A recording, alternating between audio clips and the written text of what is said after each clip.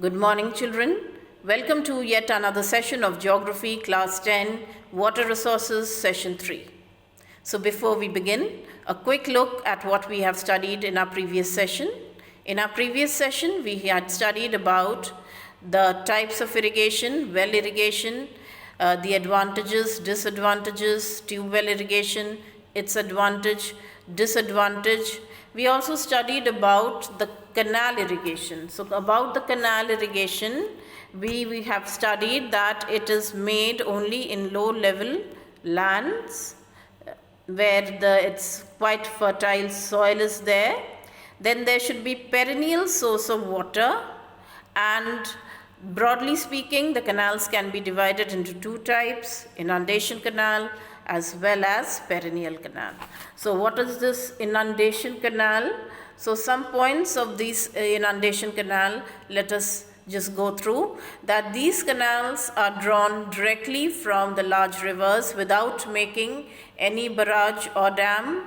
These canals provide water only when the rivers are flooded.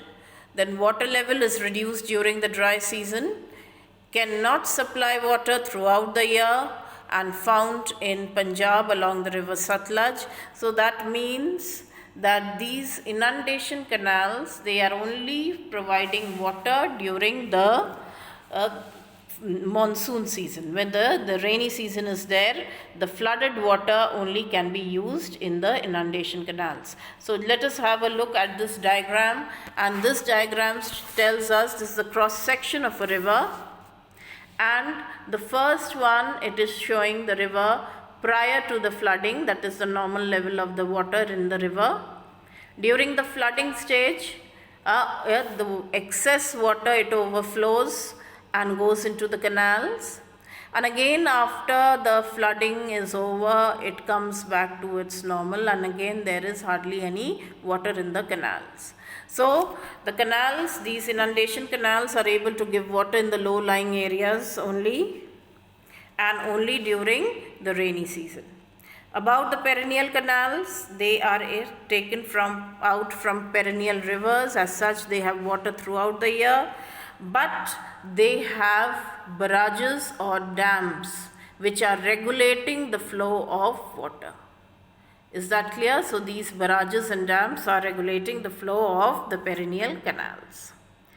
Now, the advantages and disadvantages we had done for the inundation canal advantage. It is cheaply built, it's useful in controlling the floods.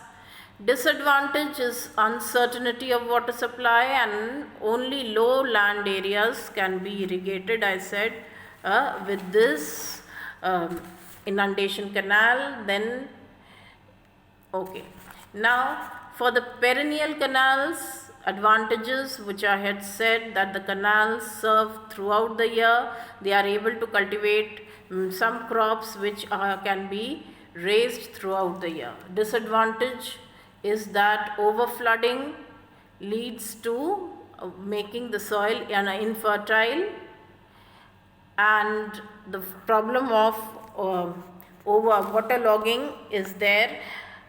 Now another thing is that if anything is missing, children, you please note down what I have given and is not.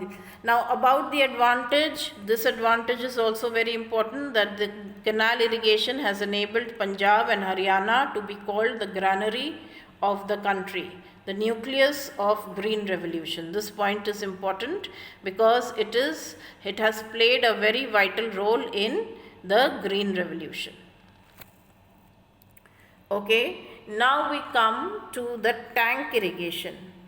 Now tank irrigation, we come back to the tank irrigation. And tank refers to a small bund of earth or stones built across a stream to impound water, which is then led through narrow channels to the cultivated field. So it is a stream or impound water, and through which narrow channels are there, through which the fields are cultivated. Now, the tank irrigation practice is mainly in the peninsular region. Now, why in the peninsular region you find the tank irrigation?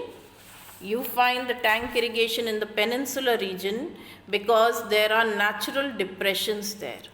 It is a plateau region and it has natural depressions. So by building earthen embankments or masonry walls to collect water, these tanks can be useful. Tanks are used mostly in peninsular region. Please underline this, mostly. Though it may be artificial tanks may be made elsewhere also, but when it is asked, you mention the southern states only for tank irrigation. Okay, so it is mostly in peninsular India where the water underlying the hard rocks do not allow the water to seep through. I hope you understand this, that because in the Deccan Plateau region they have natural depressions. So in those natural depressions the rainwater gets collected and that can be used for cultivation. More than that is that the hard rocks do not allow the water to seep through. Is that clear, children? And that way it is, these tanks are used for irrigation purpose. Now just note down somewhere the conditions which are required for building tanks in peninsular India. The main reasons, and this question is often asked also, why it is very popular in the peninsular region. Tank irrigation is popular in the peninsular region. This question is a very important question which is being asked over and over again. So note down or underline in your books as given why it is. Firstly, most of the area in peninsular India is uneven and has many natural depressions where the tank can be built. So in these depressions can be used for building the tanks. The Deccan Plateau consists of underlying rocks which are impervious in nature, non-porous, so the water doesn't seep through. Then another point is the peninsular India receives monsoon type of climate. Hence these tanks collect water during the rainy season and help in raising the water table. So it is helping in getting water during when the rainfall is not there in the winter season also, and this helps in raising the water table. Okay, now the advantages of tank irrigation. Tank irrigation is cheaper than other type of irrigation. So when we say that it is cheaper than other types of irrigation, why is it so? It is so because the rainwater, because there are natural depressions, they don't have to build the dam. These are naturally found in South India. So there is hardly anything to build. So as such they are cheaper than any other type of irrigation because the water is collected in natural pits and depressions. It is difficult to build canals in the Deccan Plateau, and in the absence of perennial rivers and canals, tanks provide a source of water during the dry season. This is absolutely right. Here it is said that it is difficult to build canals in the Deccan Plateau. You cannot build canals, you cannot make wells also. It's difficult because it's the rocky terrain. So when there is no absence of perennial river, canals cannot be made. So what is there? The best source for irrigation is these tanks can be used. Then tank irrigation is highly significant in storing abundance of rainwater and which would otherwise flow down or go into a waste. So they are these rainwater which otherwise would have flown out and would go on a waste. This is collected and is fruitfully utilized. Is that clear, children? Now we come to the disadvantages of tank irrigation. Now, tank irrigation, one disadvantage of tank irrigation is that it gets silted up soon, and regular desilting is required to them suitable for irrigation. So, regularly it needs to be desilted, because silting, the sediments get deposited at the bottom and silting up takes place. So, it needs to be desilted. Then another problem, when the monsoon fails, these tanks go dry. Okay. Then third one, since tanks are shallow, large amount of water is wasted through evaporation. So, large amount of water gets evaporated. Okay children, if this point is not mentioned, please mention it in your the number of points disadvantage, if any of the points which I am telling you is not mentioned in the book. Okay, so it is what is happening, the tanks are shallow, a large amount of water is wasted through evaporation. Then tanks use up a large area of land which would other be used for agriculture. So that agricultural land goes a waste and is used in tank irrigation. So that is one of the demerits of tank irrigation. Okay, now here there is a picture of tank here. This is a tank which is made, natural tank which we can be seen. Okay, now again back to the chapter. Now, drawbacks of conventional methods of irrigation. Now, what are the conventional? When we talk about conventional methods of irrigation, we mean that the irrigation which is traditional way, that is the well irrigation, we are talking about the canal irrigation. So, all these irrigation which are traditional in form, but they have certain drawbacks. So, in this we are studying about those drawbacks. The first point in your book says that in the conventional system of irrigation, a large quantity of water is not properly utilized. So, why it is not properly utilized? Because sometimes the farmer becomes careless, and because of his carelessness, a lot of water goes into waste. So, a lot of wastage of water is there in the conventional system of irrigation. Then crops are usually subjected to cyclic changes of flooding and water stress situations. By providing heavy irrigation at the time and leaving in the fields to dry up for about 10 to 15 days, the moisture availability of the crops therefore keeps changing.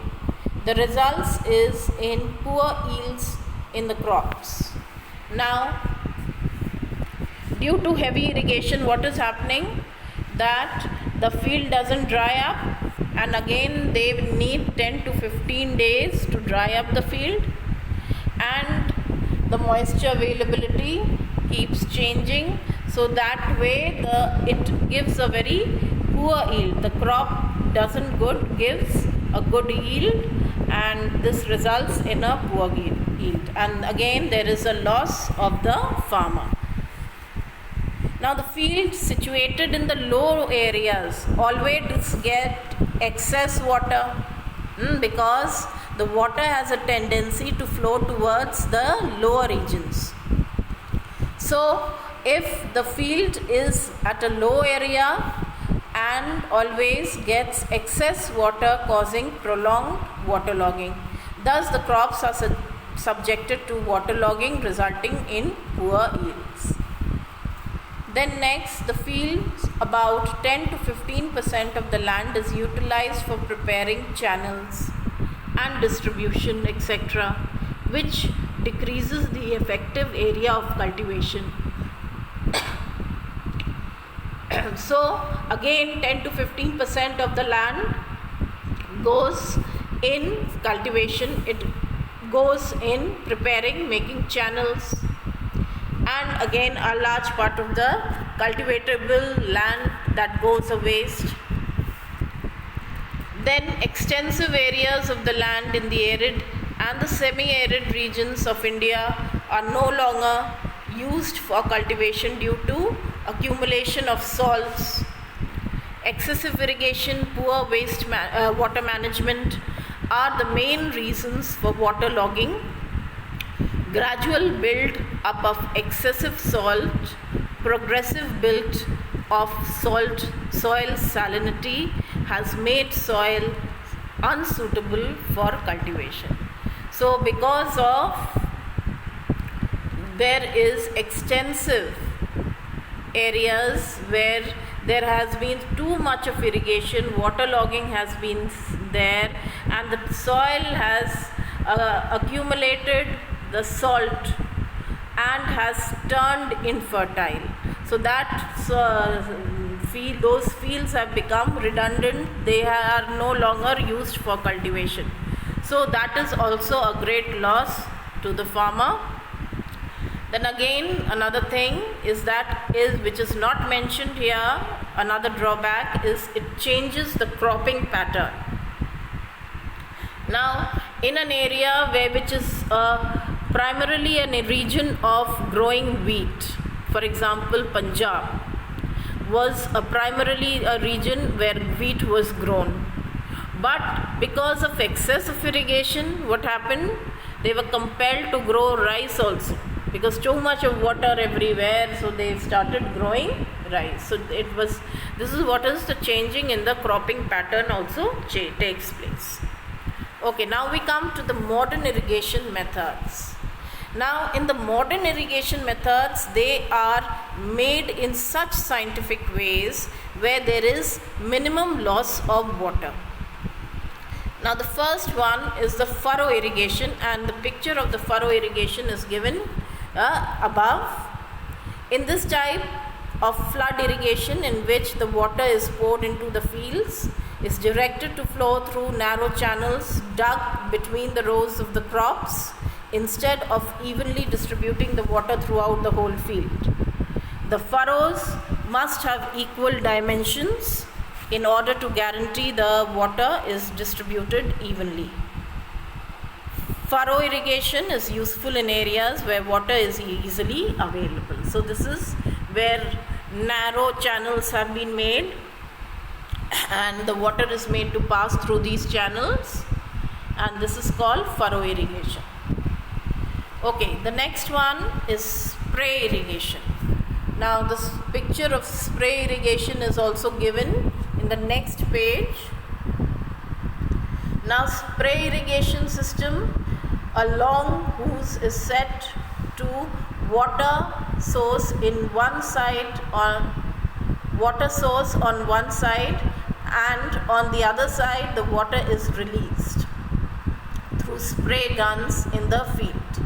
The spray irrigation is expensive as it requires complex machinery, but utilizes water more efficiently, including reducing the amount of water needed to irrigate a field. However, water is lost through evaporation in spray irrigation, and the plant diseases that are caused due to excess moisture can occur due to overwatering. So here with spray irrigation also sometimes overwatering takes place, or sometimes even a lot of water gets evaporated. So here also this is a way where water is being utilized more efficiently. Now the next one is drip irrigation. Now the picture of drip irrigation is just getting the picture of drip irrigation. Yeah, this is the picture of drip irrigation. Now it is the most advanced and efficient method of irrigation, usually used to irrigate fruits and vegetables. This system consists of perforated pipes that are placed between the rows. So you can see the perforated pipes and are buried along their root lines to give water directly to the crops. So as a result, what is happening? You can see that the evaporation is drastically reduced and irrigation water is conserved. Drip irrigation allows to grow to the customized and irrigation program and beneficial for each crop. So water goes dripping down and goes straight to the roots of the crop without any wastage of water, without any water getting evaporated, and this way it saves water also. Next is sprinkler irrigation, and this is how the sprinkler irrigation is. In this method of irrigation, a pipe is fitted with a nozzle on the top and is used, through which water is sprayed directly to the required plants. It is often referred as overhead irrigation. So advantages of sprinkler: no loss of water by seepage and no loss of water by evaporation also. Disadvantages are also there. It is very expensive, and it is helpful for a small area because only a small area is getting watered. It is used for crops which require less water. Okay, till then we'll continue with this in our next class. Till then, you stay safe and stay at home. Thank you.